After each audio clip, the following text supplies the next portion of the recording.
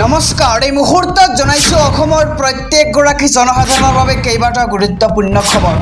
আজি হৈছে 14 ফেব্ৰুৱাৰী।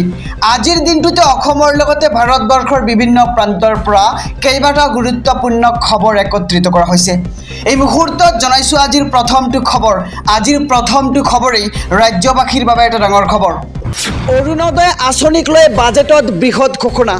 নতুনকৈ লাখ লাখ মহিলাক সাঙুৰি ল'ব অৰুণোদয় আঁচনিত আৰু ৰাজ্যৰ 30 লাখৰো অধিক পৰিয়াল লাভান্বিত হ'ব এই আঁচনিৰ দ্বাৰা।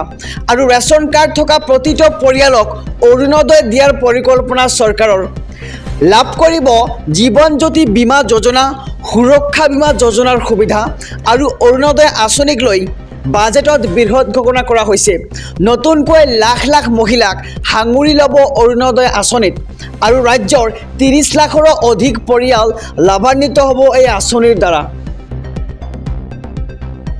মেট্ৰিক এইচএছ পৰীক্ষাক লৈ শিক্ষকসকললৈ জৰুৰী নিৰ্দেশনা। পৰীক্ষাৰ ডিউটি নথকা শিক্ষকে উপভোগ কৰিব নোৱাৰিব বন্ধ আৰু পৰীক্ষাৰ অজুহাতত বিৰত থাকিব নোৱাৰিব শৈক্ষিক কামৰ পৰা। পৰীক্ষাৰ ডিউটি নথকা শিক্ষকক শৈক্ষিক কামত নিয়োজিত কৰাৰ নিৰ্দেশ আৰু প্ৰতিখন জিলাৰ IS লৈ নিৰ্দেশনা জাৰি স্কুল শিক্ষা বিভাগৰ।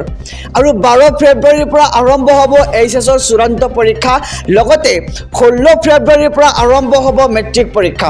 আৰু পৰীক্ষাৰ সময়ত বহু শিক্ষকে উপভোগ কৰে বন্ধ আৰু এনে কাৰ্যৰ বাবে নিৰ্দেশনা জাৰি শিক্ষা বিভাগৰ। আৰু মেট্ৰিক এইচএছ পৰীক্ষাক লৈ এবাৰ শিক্ষকসকললৈ জৰুৰী নিৰ্দেশনা। এই মুহূৰ্তত জনাইছো আজিৰ তৃতীয় নম্বৰ খবৰটো। হাজাৰ হাজাৰ কৃষকক ৰুধিবলৈ সাজু হৈছে আৰক্ষী, কিয়নো 16 ফেব্ৰুৱাৰীত লাখ লাখ কৃষকে সাব্যস্ত কৰিব এক বিশাল প্ৰতিবাদ আৰু ইয়াৰ লগতে 16 ফেব্ৰুৱাৰীৰ দিনটোত ভাৰত বন্ধৰ আহ্বান কৰা হৈছে। আৰু 3 খলপীয়া বেষ্টনী গঢ়ি তুলিছে আৰক্ষীয়ে। যুদ্ধ সদৃশ পৰিস্থিতিৰ দৰে সাজু হৈছে বিশাল আৰক্ষী বাহিনী আৰু ৰাজধানী দিল্লীত এতিয়া যুদ্ধ সদৃশ পৰিৱেশ। হাজাৰ হাজাৰ আৰক্ষী অৰ্ধসামৰিক বাহিনী মোতায়েন আৰু চিল কৰি দিয়া হৈছে দিল্লীত প্ৰৱেশ কৰা প্ৰতিটো সীমান্ত আৰু বন্ধ কৰি দিয়া হৈছে গাজীপুৰ সিংঘু সীমান্ত পথ আৰু কংক্ৰিটৰ বেৰিকেড, কাঁইটীয়া তাঁৰ, আইৰণ বেৰিকেড সাজু কৰা হৈছে আৰু দিল্লীত প্ৰৱেশ কৰা পথত পাৰি দিয়া হৈছে গজালৰ কাৰ্পেট আৰু আৰক্ষী প্ৰতিবাদকাৰীক ৰুধিবলৈ কৰিছে এই মক ড্ৰিল। এই মুহূৰ্তৰ খবৰ জনাইছোঁ, কিয়নো 16 ফেব্ৰুৱাৰীত লাখ লাখ কৃষকে সাব্যস্ত কৰিব প্ৰতিবাদ। ইয়াৰ লগতে 16 ফেব্ৰুৱাৰীৰ দিনটো ভাৰত বন্ধৰ ঘোষণা কৰা হৈছে আৰু দিল্লী আৰক্ষী আয়ুক্তই তদাৰক কৰিছে নিৰাপত্তা বেষ্টনী।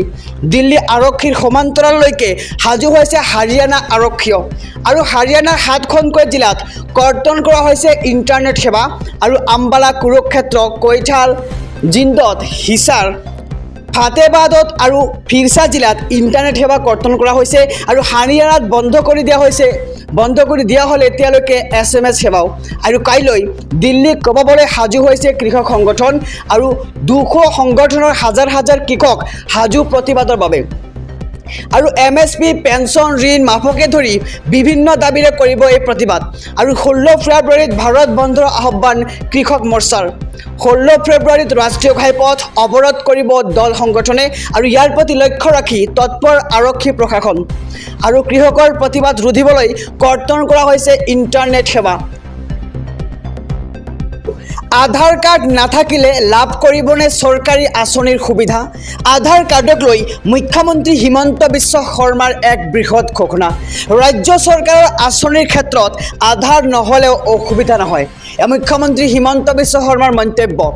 কেন্দ্ৰীয় চৰকাৰৰ প্ৰপত্ৰত পূৰণ কৰিব লাগে আধাৰ নম্বৰ আৰু আধাৰ নোহোৱা লোকে লাভ নকৰে বিনামূলীয়া চাউল। আৰু কেন্দ্ৰীয় চৰকাৰৰ আঁচনিৰ ক্ষেত্ৰত আধাৰ কাৰ্ড বাধ্যতামূলক আৰু NRCৰ বাবে বহু লোকে লাভ কৰা নাই আধাৰ কাৰ্ড। আৰু আধাৰ কাৰ্ড নাথাকিলে লাভ কৰিবনে আপুনি চৰকাৰী আঁচনিৰ সুবিধা? আধাৰ কাৰ্ডক লৈ মুখ্যমন্ত্ৰী হিমন্ত বিশ্ব শৰ্মাৰ এক বৃহৎ ঘোষণা। আৰু ৰাজ্য চৰকাৰৰ আঁচনিৰ ক্ষেত্ৰত আধাৰ কাৰ্ড নহ'লেও অসুবিধা নহয় বুলি মুখ্যমন্ত্ৰী হিমন্ত বিশ্ব শৰ্মাই আজিৰ সদনত উল্লেখ কৰে।